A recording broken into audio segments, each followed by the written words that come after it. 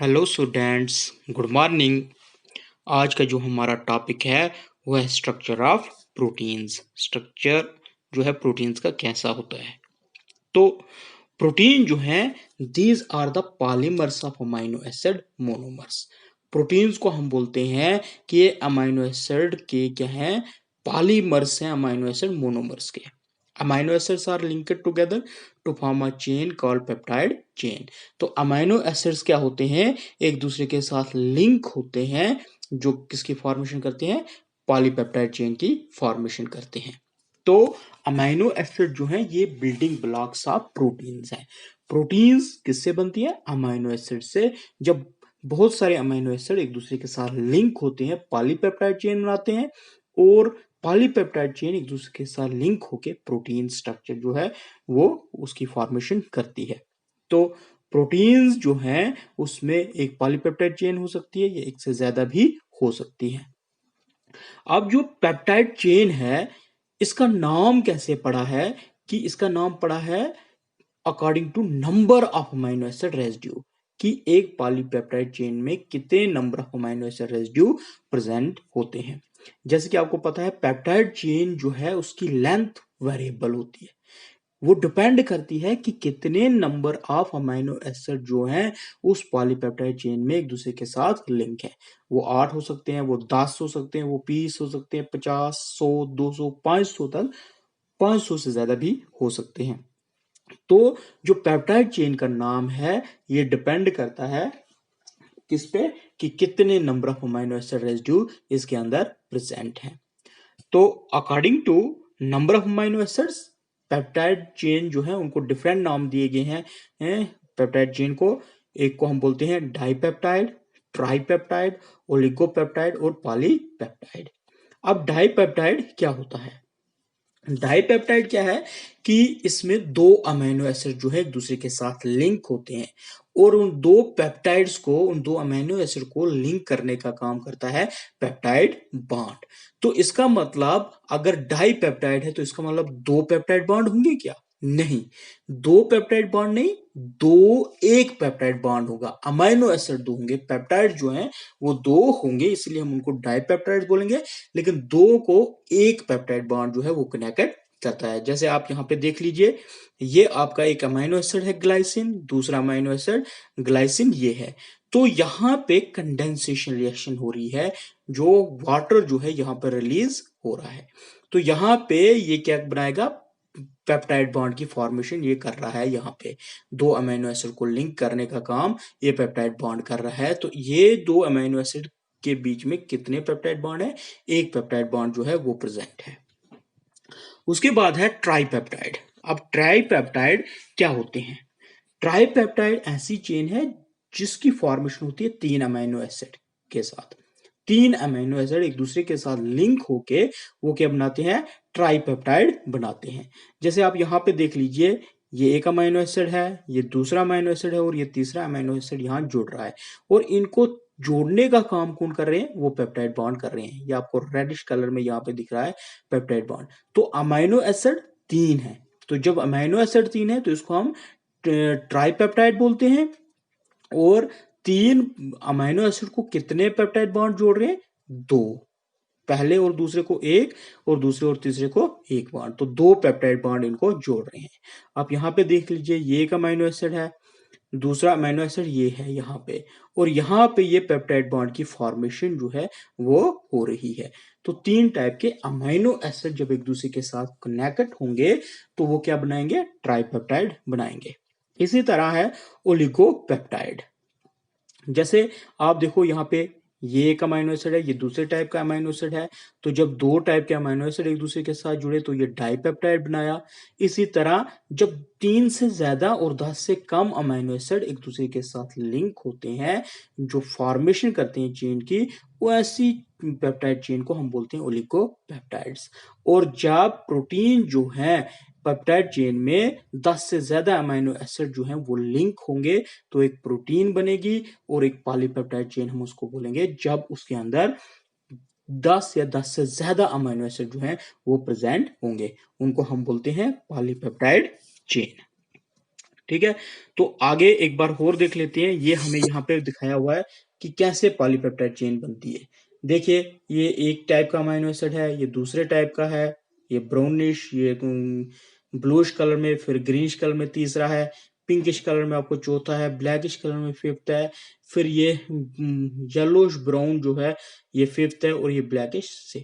तो ये 6 टाइप के अमीनो एसिड एक दूसरे के साथ लिंक हो रहे हैं। इसी तरह बहुत सारे जो अमीनो एसिड्स हैं वो लिंक होंगे।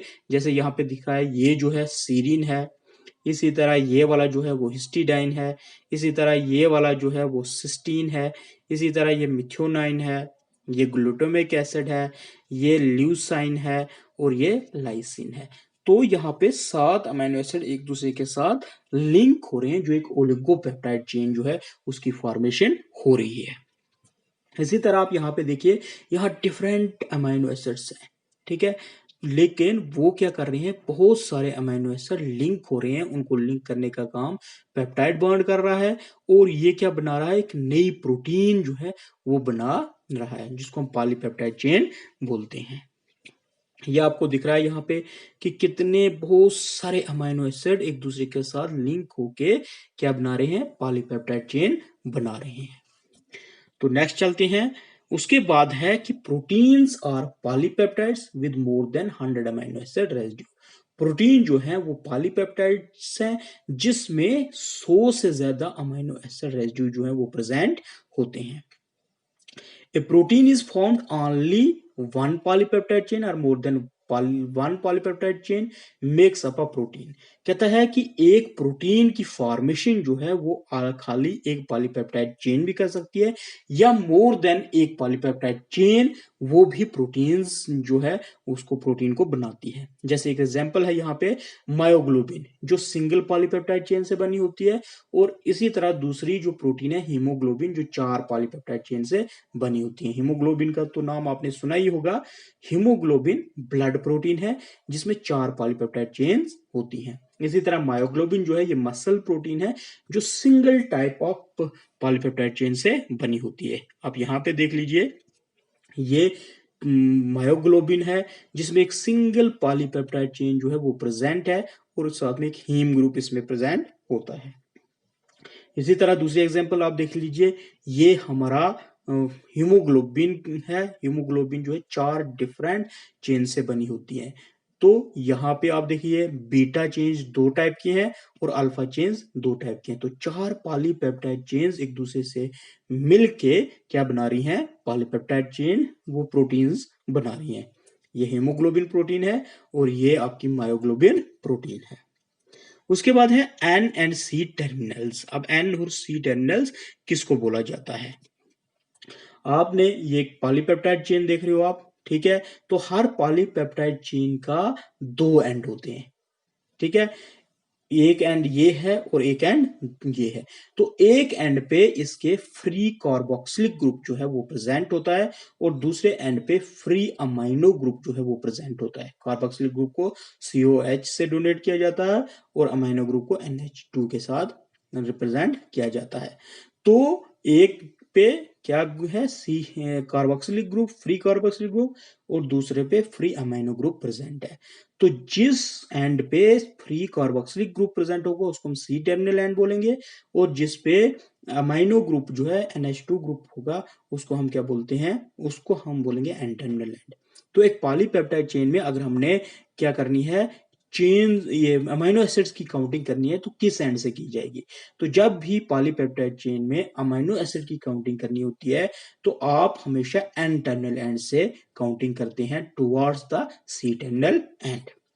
तो ये पॉलीपेप्टाइड चेन दिखाई हुई है जिसमें डिफरेंट टाइप की बॉन्डिंग है। ये आपको रेडिश कलर में बॉन्ड दिख रहे हैं जो हाइड्रोजन बॉन्ड्स हैं। इसी तरह ये येलोश कलर में है जो आपके डाइसल्फाइड बॉन्ड्स हैं, और ये ग्रीनिश कलर में हाइड्रोफोबिक इंटरेक्शंस जो हैं यहाँ पे हो रही हैं। यहाँ पे देखिए लीनियर सीक्वेंस में ये सी टर्मिनस है और ये एन टर्मिनस है। यहाँ पे देखो NH3 पॉजिटिव अमाइनो ग्रुप है और यहाँ पे कार्बोक्सिल ग्रुप COO और नेगेटिव, एक पॉजिटिवली चार्जेड है एक नेगेटिवली चार्जेड है, और बीच में ये पॉलीपेप्टाइड चेन बन रही है। तो इसको हम बोलेंगे एन टर्मिनस और इस वाले एंड को हम बोलेंगे सी टर्मिनस। उसके बाद है बहुत सारे केमिकल बॉन्ड जो हैं वो इन्वॉल्व होते हैं प्रोटीन स्ट्रक्चर के अंदर, कि कैसे प्रोटीन की जो स्ट्रक्चर है उसमें केमिकल बॉन्ड जो है कैसे इन्वॉल्व होते हैं। तो केमिकल बॉन्ड्स की बात करें तो प्रोटीन जो है इसमें 5 टाइप के बॉन्ड जो है वो इन्वॉल्व होते हैं। एक है पेप्टाइड बॉन्ड, ठीक है, उसके बाद disulphide bond, hydrogen bond, non polar या हाइड्रोफोबिक बॉन्ड जिसको बोलते हैं, और आयनिक बॉन्ड जो है यहाँ प्रेजेंट होता है। तो हमारा सबसे पहले है पेप्टाइड बॉन्ड। पेप्टाइड बॉन्ड जो है ये क्या है, ये एमाइड बॉन्ड है। जो क्या होता है कि जो सीओ ग्रुप है, किसका, सीओ एच ग्रुप का, सीओ एक अमाइनो एसिड का और दूसरे का NH2 का NH ग्रुप जो है एडजेसेंट अमाइनो एसिड का, ये क्या करते हैं, एक दूसरे के साथ कनेक्ट होते हैं जो प्रोड्यूस करते हैं ये पेप्टाइड बॉन्ड। तो पेप्टाइड बॉन्ड जो प्रोड्यूस होता है वो हमेशा linear primary structure of protein में ही इन्वॉल्व होता है और वहीं पे बनता है। जैसे आप यहाँ पे देख रहे हो, ये एक अमाइनो एसिड है और दूसरा अमाइनो एसिड ये है। तो आपको पता है कि एक जो चेन होती है अमाइनो एसिड में, एक साइड से NH2 ग्रुप होता है और एक साइड से COH कार्बोक्सिलिक ग्रुप प्रेजेंट होता है। तो इसका मतलब एक साइड से कार्बोक्सिलिक होगा तो दूसरे साइड से NH2 होगा। तो जब ये एक दूसरे के साथ कनेक्ट होंगे तो यहाँ कंडेंसेशन रिएक्शन होगी, वाटर रिलीज होगा और पेप्टाइड बॉन्ड की फॉर्मेशन होगी यहाँ पे। तो ये पेप्टाइड बॉन्ड यहाँ पे बना रहा है। इसी तरह है डाइसल्फाइड बॉन्ड। डाइसल्फाइड बॉन्ड जो है ये कोवलेंट ब्रिज है जो फॉर्म होता है between two polypeptide chains by cysteine residue. By cysteine residue से क्या होता है कि दो पॉलीपेप्टाइड चेन के बीच में कोवलेंट ब्रिज एक बनता है। डाइसल्फाइड बॉन्ड कब उसकी फॉर्मेशन होती है, जब ऑक्सीडेशन होती है थायोल, जिसको हम SH ग्रुप बोलते हैं, 2 सिस्टीन मॉलिक्यूल्स के। ये आपके 2 सिस्टीन मॉलिक्यूल्स हैं यहाँ पे, ठीक है। तो ये जो थायोल ग्रुप है SH दोनों के, तो इनकी जब ऑक्सीडेशन होगी तो क्या बनेगा, यहाँ पे डाइसल्फाइड बॉन्ड की फॉर्मेशन होगी। रिजल्ट होगा कि ये जो 2 सिस्टीन मॉलिक्यूल थे, यहां से एक मॉलिक्यूल बनेगा जब डाइसल्फाइड बॉन्ड इनको कनेक्ट करेगा, एक डाइसल्फाइड ब्रिज जो है इसको कनेक्ट कर रहा है यहाँ पे, तो ये बनेगा सिस्टाइन मॉलिक्यूल। एक सिस्टाइन मॉलिक्यूल, 2 सिस्टीन मॉलिक्यूल से फॉर्मेशन हुई एक सिस्टाइन मॉलिक्यूल की। तो ये है डाइसल्फाइड बॉन्ड्स कैसे इन्वॉल्व होते हैं इसके अंदर। इस तरह है हमारा थर्ड टाइप का बॉन्ड जिसको हम हाइड्रोजन बॉन्ड बोलते हैं, ठीक है। हाइड्रोजन बॉन्ड आपको यहां पे दिख रहा है। ये क्या है कि दो इलेक्ट्रोनेगेटिव एटम्स, जैसे फॉर एग्जांपल हमारे पास ये ऑक्सीजन है एक, और एक आप लीजिए नाइट्रोजन।